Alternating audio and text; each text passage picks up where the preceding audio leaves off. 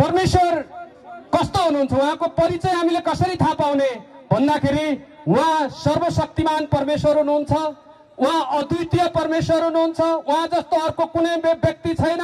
यदि कसैले त्यस्तै व्यक्ति अर्को भेटाउनु भयो भने त्यो ईश्वर होइन भन्ने कुरा बुझ्नुपर्छ। किन भन्दाखेरि ईश्वर अद्वितीय हुनुहुन्छ, एकमात्र ईश्वर हुनुहुन्छ र ईश्वर सर्वशक्तिमान हुनुहुन्छ।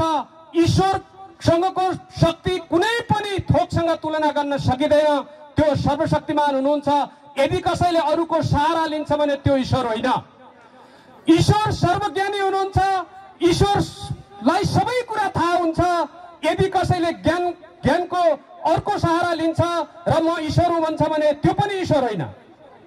ईश्वर निस्वार्थी हुन्छ। तपाईँ र मैले भनेका ईश्वरसँग कुनै स्वार्थ छ भने त्यो पनि ईश्वर होइन। ईश्वर निस्वार्थी हुनुहुन्छ। ईश्वरलाई कुनै खाना लगाउन पर्दैन। ईश्वर अजम्मरी हुनुहुन्छ। ईश्वर कहिल्यै मर्दैन। ईश्वरको न जन्म हुन्छ न मृत्यु हुन्छ।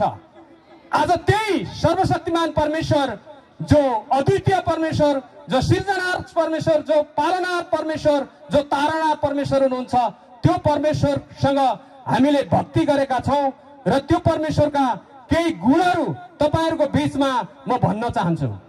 परमेश्वर प्रेमिलो हुनुहुन्छ, जसले तपाईं र मलाई पापबाट उद्धार गर्नको लागि, पापबाट मुक्त गर्नको लागि उहाँले आफ्नो एकलौटे पुत्रलाई दिनुभयो। उहाँमाथि विश्वास गर्ने कोही पनि नाश नहोस् तर त्यसले अनन्त जीवन पाओस्। परमेश्वरले मानिसलाई यति प्रेम गर्नुहुन्छ किनकि मानिस सृष्टिको उत्तम सृष्टि हो, मानिस सृष्टिको मुकुट हो।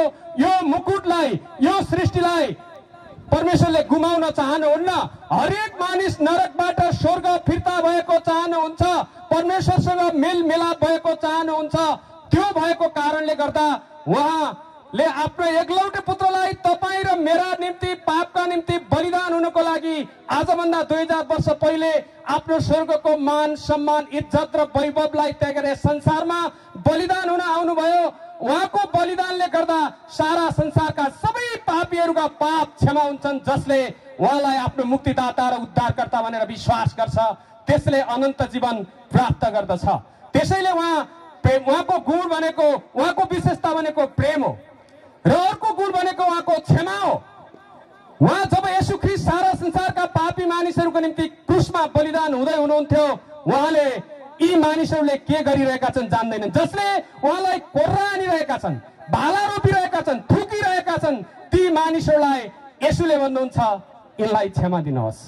उहाँ क्षमाका परमेश्वर हुनुहुन्छ, उहाँ प्रेमिलो परमेश्वर हुनुहुन्छ, उहाँ क्षमाका परमेश्वर हुनुहुन्छ, उहाँ दयालु परमेश्वर हुनुहुन्छ। जसले पृथ्वीमा भएका सबै मानिसहरू जो नरकको गन्तव्यमा गइरहेका छन् तिनलाई फर्काउनको लागि मैले स्वर्गमा भएका सम्पूर्ण वैभवहरूलाई मैले पक्रिराख्ने जस्तो कुरा होइन भनेर उहाँले सबै त्यागेर यस संसारमा होचिन आउनुभयो। उहाँ थुकाई कुटाई निन्दा सहनुभयो। त्यसैले उहाँ दयालु हुनुहुन्छ।